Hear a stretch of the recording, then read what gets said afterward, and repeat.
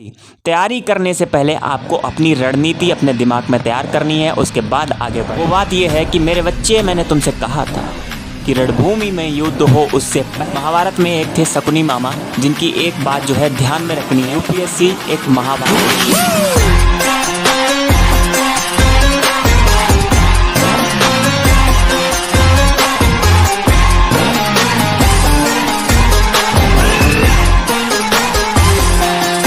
तो देखो, महाभारत यूपीएससी एक महाभारत की तरह है, इसमें आप कूद पड़े हैं। तो महाभारत से सबसे पहले एक चीज़ सीखनी है। महाभारत में एक थे शकुनी मामा, जिनकी एक बात जो है ध्यान में रखनी है, और उस बात को ध्यान में रखते हुए यूपीएससी में आगे कदम बढ़ाना है। वो बात यह है कि मेरे बच्चे, मैंने तुमसे कहा था कि रणभूमि में युद्ध हो उससे पहले मनभूमि में खेला जाता है। कहने का मतलब है यूपीएससी तैयारी करने से पहले आपको अपनी रणनीति अपने दिमाग में तैयार करनी है, उसके बाद आगे बढ़ना है। तो चलिए शुरू करते हैं। मेरा नाम है देव बाजपेयी और मैं आप सभी का स्वागत करता हूं आपके अपने परिवार एलबीएस एकेडमी में। तो चलिए बताते हैं आपको। पहली बात तो जो ये आपके पीछे मैंने ये पूरा चक्रव्यूह बनाया हुआ है, पूरी ये रणनीति तैयार की हुई है, ये ऐसा नहीं है कि सीधे बोर्ड पर आया और बना दिया। ये देखिए, पूरा कॉपी में पूरा क्लियर करने के बाद तब यहाँ पर इस नतीजे पर पहुँचे हैं कि इस तरीके से आपको 2024 की प्रिपरेशन करनी है। तो चलिए बताते हैं। देखिए, आपके पास अभी चल रहा है नवंबर के लगभग 5-6 दिन बीत चुके हैं। तो आपके पास नवंबर में लगभग 25 डेज़ हैं। तो बात करते हैं कि अभी नवंबर से मई तक, यानी कि 2024 में आपको पेपर देना है प्रीलिम्स का, जो कि आईएएस में लिया जाएगा। तो अभी आपसे बात करते हैं कि आपको मई में पेपर देना है। तो टोटल आपके पास है 19 मंथ्स। अब इन 19 मंथ्स में अभी आपको कुछ भी नहीं पता है, बिल्कुल आप जीरो, बिल्कुल ग्राउंड लेवल पे है। तो कैसे आप इसकी तैयारी करेंगे? हाँ, ये गारंटी लेता हूँ कि अगर आप इस तरीके से तैयारी करते हैं तो आपकी तैयारी जो है 19 मंथ्स, यानी कि उनसे पहले ही लगभग 15 मंथ्स में कंप्लीट हो जाएगी। तो कैसे, वो मैं आपको बताता हूँ। देखिए, यहाँ पर लिखा गया है नवंबर दिसंबर। अब यहाँ पर ये 2022 के जो है 2 महीने बचे हुए हैं। फिर आपका आ जाएगा 2023। तो 2023 के मैंने यहाँ पर 3 महीने जो है कवर किए हैं। मतलब टोटल 5 मंथ्स में आपको क्या पढ़ना है? एनसीईआरटी पढ़नी है। अब सबसे पहले एनसीईआरटी इसलिए पढ़नी है क्योंकि एनसीईआरटी ही आईएएस का जो पेपर होता है, प्रीलिम्स, मेंस एंड इंटरव्यू, मतलब जो यूपीएससी है उसके जो रूट्स हैं वो है एनसीईआरटी। एनसीईआरटी पढ़े बिना आप नहीं कर सकते हैं। 50% सिलेबस आपका एनसीईआरटी से ही कवर हो जाता है। क्यों? क्योंकि ये बहुत ही बेसिक चीज़ें इसमें बताई जाती हैं, और यूपीएससी में बहुत बेसिक चीज़ें जो है पढ़नी बहुत इंपॉर्टेंट हैं। तो आपको पहले एनसीईआरटी पढ़नी है, प्लस पीवाईक्यू यानी कि प्रीवियस ईयर क्वेश्चन पढ़ने हैं। क्यों पढ़ने हैं? कि आपको पैटर्न पता लगेगा कि आईएएस का जो पेपर होता है उसमें किस तरीके से क्वेश्चन पूछे जाते हैं। तो इसलिए आपको पीवाईक्यू भी पढ़ना है। प्लस न्यूज़पेपर, आप शुरुआत में न्यूज़पेपर पढ़ भी सकते हैं और नहीं भी पढ़ सकते हैं, वो आपके ऊपर डिपेंड करता है आपके पास कैसा टाइम है। ठीक है। प्लस 2 आंसर डेली लिखने हैं। 2 आंसर लगभग आपके 20 मिनट में हो जाने चाहिए, जो कि रिलेटेड होने चाहिए एनसीईआरटी से। जो आपको एनसीईआरटीज़ में आप चैप्टर पढ़ेंगे, उन्हीं चैप्टरों में आपके आंसर राइटिंग भी होती चलेगी। क्यों? क्योंकि उसमें जो आपको क्वेश्चन पुट किए जाते हैं, आप उन्हीं की आंसर राइटिंग करिए। माइंडसेट आपका बनना चाहिए। चैप्टर पढ़ने के बाद आपके दिमाग में ऐसे थॉट आने चाहिए जो उस चैप्टर से और उस क्वेश्चन से रिलेटेड हो। तो 2 आंसर डेली आपको करने हैं। अगर आपके पास टाइम बचता है तो आप ज़्यादा भी कर सकते हैं।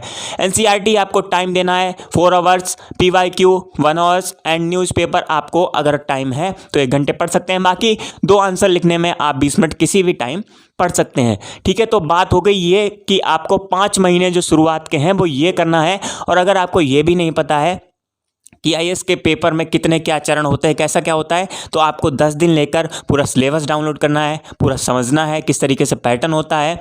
ठीक है। अगर बहुत सारी चीज़ें आपको चाहिए तो मेरा इंस्टाग्राम का लिंक डिस्क्रिप्शन में है, वहाँ से आप मुझसे पूछ सकते हैं। तो चलिए अब बात करते हैं आगे और बताते हैं आपको। अब आपके पास ये 5 मंथ्स हो गए। अब आप बात करते हैं कि अप्रैल, मई, जून, जुलाई, अगस्त, सितंबर। अब यहाँ पर आपका काफ़ी इंपॉर्टेंट रोल प्ले होने वाला है।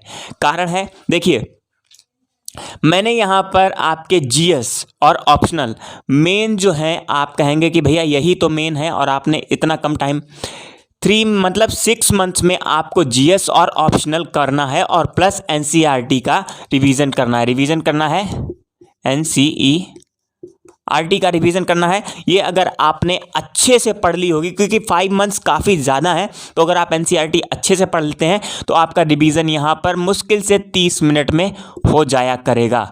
ठीक है, तो आपका एनसीईआरटी हो गया। अब बात करते हैं जीएस और ऑप्शनल। अब यहाँ पर मैंने 6 मंथ्स लिए हैं, आपको 1.5 मंथ्स जो है मतलब 1.5 महीने में आपको जीएस का एक पेपर कवर करना है। कैसे करना है वो आपको पता लगेगा जब आप एनसीईआरटी पढ़ लेंगे, तो 50% आपका सिलेबस हो जाएगा। और जीएस के जो 4 पेपर होते हैं उनमें काफ़ी, जैसे कि जीएस फर्स्ट हो गया, जीएस सेकंड हो गया, जीएस थर्ड, जीएस फोर्थ, तो इनमें आपस में ही काफ़ी जो है क्वेश्चन जो है मिलते रहते हैं। तो आपकी ये तैयारी हो जानी चाहिए और आई होप कि इस तरीके से पढ़ेंगे तो आपकी जीएस की तैयारी हो जाएगी, क्योंकि आप एनसीईआरटी पढ़ लेंगे, 50% सिलेबस क्लियर है। न्यूज़पेपर पढ़ा तो उससे भी बहुत चीज़ें क्लियर होती हैं। ठीक है, दूसरा पीवाईक्यू पढ़ा तो उससे भी अगर आपने 1000 क्वेश्चन पढ़े तो मान के चलिए कितना भी कम हो तो 50 क्वेश्चन आपके फंसने ही फंसने हैं। ठीक है, तो हालांकि ये एक हम लोग अनुमान लगा के चलते हैं, पर इनके भरोसे रहने से बढ़िया है कि आपकी तैयारी करिए। ऑप्शनल, अब यहाँ पर ऑप्शनल में क्या सेलेक्ट कर सकते हैं, ऑप्शनल के लिए बात करते हैं तो आपका जो आपने ग्रेजुएशन जिससे किया हो या आपका जो भी फेवरेट सब्जेक्ट हो वो आप ऑप्शनल में चूज कर सकते हैं। वैसे ऑप्शनल का सबसे बढ़िया सब्जेक्ट मेरे हिसाब से रहता है वो रहता है साइकोलॉजी। क्यों? क्योंकि आपको उसमें डिसीजन मेकिंग, मतलब डीएम बनने के बाद या एसडीएम बनने के बाद आपको डिसीजन मेकिंग, मतलब जो भी काम होगा वो आपको डिसीजन से ही करना पड़ेगा। तो इसलिए साइकोलॉजी बेस्ट ऑप्शनल है मेरे हिसाब से, बाकी आपको जैसा ठीक लगे। यहाँ पर प्लस एनसीईआरटी रिवीजन, अगर आप जीएस को 4 घंटे देते हैं, ठीक है, ऑप्शनल को 3 घंटे देते हैं, टोटल 7 घंटे हो जाएंगे। और यहाँ पर 30 मिनट, मान लीजिए 1 घंटे भी अगर रिवीजन कर लिया तो 8 घंटे, 24 घंटे में 8 घंटे आपको निकाल के पढ़ना ही पढ़ना है। अब बात करते हैं कि यहाँ तक आपका ये क्लियर हो जाना चाहिए, और इस तरीके से पढ़ेंगे ना बहुत अच्छे से आपका ये क्लियर हो जाएगा और आपको बहुत अच्छे तरीके से समझ में भी आएगा।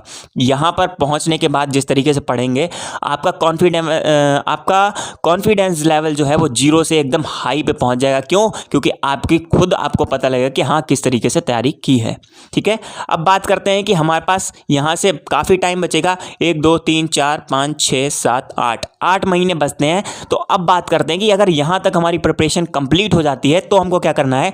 अब जो ये 8 महीने बचे हैं उनमें से 2 कर दीजिए माइनस, तो आपके पास 6 मंथ्स हैं अभी। उनमें आपको एनसीईआरटी रिवीजन 2 घंटे के लिए, जीएस रिवीजन 2 घंटे के लिए, ऑप्शनल रिवीजन 2 घंटे के लिए और आंसर राइटिंग भी 2 घंटे के लिए मान लीजिए, तो टोटल 8 घंटे आपके पास हो जाएंगे। 8 घंटे आपको पढ़ना है। तो कुल मिला के ऐसा करना है बहुत अच्छे तरीके से, ये आपको करना है टोटल 6 महीने तक। न्यूज़पेपर भी पढ़ने हैं, न्यूज़पेपर मैगज़ीन पढ़नी है, क्योंकि मैगज़ीन और न्यूज़पेपर वो आप अपने हिसाब से जैसा आपको टाइम मिलता है उस हिसाब से पढ़ते रहिए।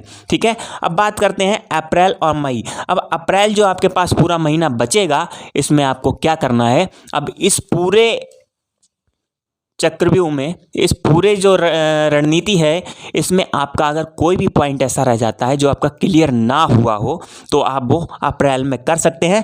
फिर बात करते हैं मई में। मई में आपका पेपर होगा, प्रीलिम्स निकालना मोस्ट इंपॉर्टेंट है, क्यों निकालने से पहले आप मेंस में नहीं पहुंच सकते, तो प्रीलिम्स निकालेंगे। मई में प्रीलिम्स होगा, उसके बाद जो भी है आपका आगे मेंस की डेट, वो तो आपको 2024 का जो नोटिफिकेशन आएगा उसमें पता ही लग जाएगा। तो आपकी इस तरीके से तैयारी हो जाएगी बहुत अच्छे तरीके से। अगर आप ऐसे करते हैं तो आपकी तैयारी बहुत अच्छे तरीके से होगी। इसमें आपका कोई भी डाउट हो तो कमेंट सेक्शन में मुझसे पूछिएगा, मैं आपको बताऊंगा। आज के लिए बस इतना ही, मिलते हैं एक और वीडियो में, तब तक के लिए जय हिंद, जय भारत, खुश रहिए और ख्याल रखिए अपना।